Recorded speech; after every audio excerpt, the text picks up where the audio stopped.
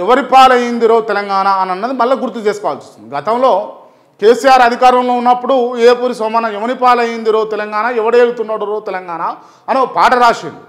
గోషి గొంగాడేసి అని చెప్పేసి ఇంకుంటుంది, బాగుంటుంది పాట. దాన్ని చాలా మంచిగా అనిపించింది. ఇప్పుడు మళ్ళీ అదే పాట గుర్తు చేసుకోవాల్సి వస్తుంది. ఎవరి పాలైందిరో తెలంగాణ ఎవడేలుతున్నాడు రో తెలంగాణ అని అన్నది. దయచేసి ఇటువంటి తప్పులు చేయకండి.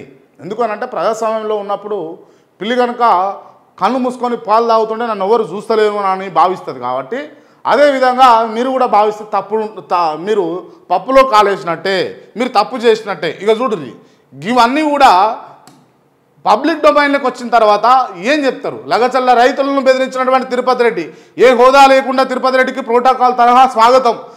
స్పీకర్ దగ్గర వికారాబాద్ రివ్యూ మీటింగ్లో పాల్గొన్నటువంటి వైనం, కళ్యాణ లక్ష్మి చెక్కుల పంపిణీ, మున్సిపల్ శాఖలో కొండలరెడ్డి మితిమీరిన జోక్యం, రాయలసీమ సంబంధించినటువంటి వ్యక్తి పోస్టింగ్కు అడ్డు చెప్పిన అధికారిని బెదిరించుడు, ఇవన్నీ జరుగుతూ ఉన్నాయి, పబ్లిక్ డొమైన్లోకి వచ్చినాయి.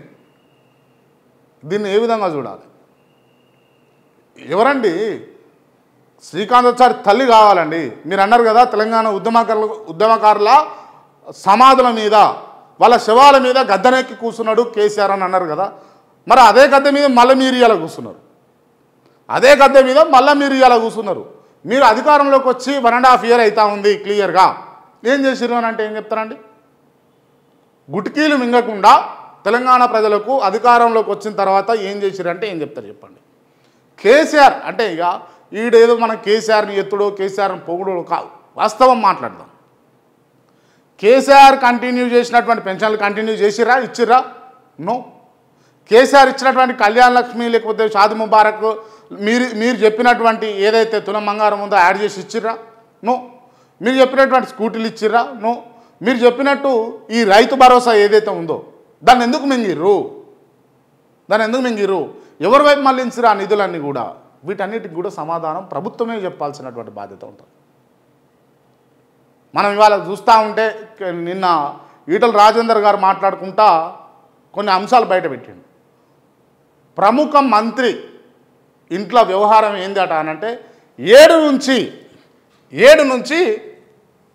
ఇటు ఇది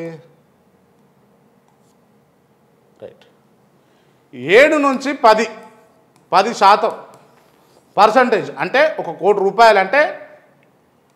రూపాయలంటే వీళ్ళకు 7% అలా పోవాల్సిందే, లేదా 10% పోవాల్సిందే వీళ్ళకు. ఏదన్నా చేస్తే, పనులు చేస్తే. ఇదా అనండి వ్యవహారం? నాకు తెలిసి ఒక వ్యక్తి చెప్పాడు, ఒక మంత్రి స్థాయిలో ఉన్నటువంటి, నేను ముఖ్యమంత్రి లేకపోతే డిప్యూటీ సీఎమా లేకపోతే మంత్రి పేరు చెప్తలేను, మీకు ఇవైతే చెప్తా ఉన్నా.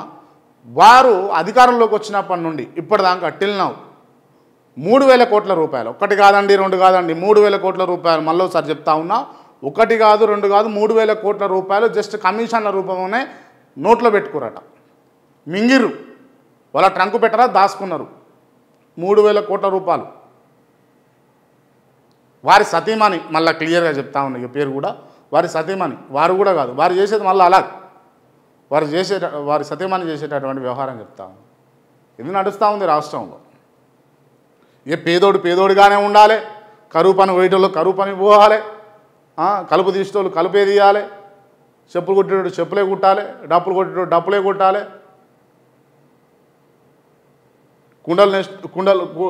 కుండలు తయారు చేసేటోళ్ళు కుండలే చేయాలి, బట్టలు నేసేటోళ్ళు బట్టలే నేయాలి.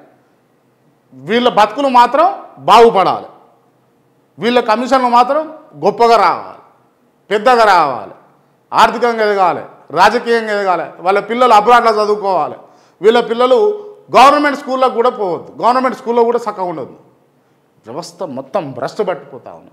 ఇటువంటి మార్పులన్నీ చేస్తాడు అని కల్వకుంట్ల ఫ్యామిలీ ఏ విధంగా మొత్తం రాష్ట్రం మీద పడి మొత్తం ఎగబాకిరు, తిన్నరు, తాగిరు, మొత్తం మింగిరు అని చెప్పిర్రు. సో రేవంత్ వస్తే ఇట్లా కాదు అని తెలంగాణ ప్రజలు నమ్మిరు కాబట్టి మీ కోట్లు వేసారు. ఇవాళ ఏం జరుగుతుంది? గదే జరుగుతూ ఉంది, మళ్ళా అంతకు మించి జరుగుతూ ఉంది.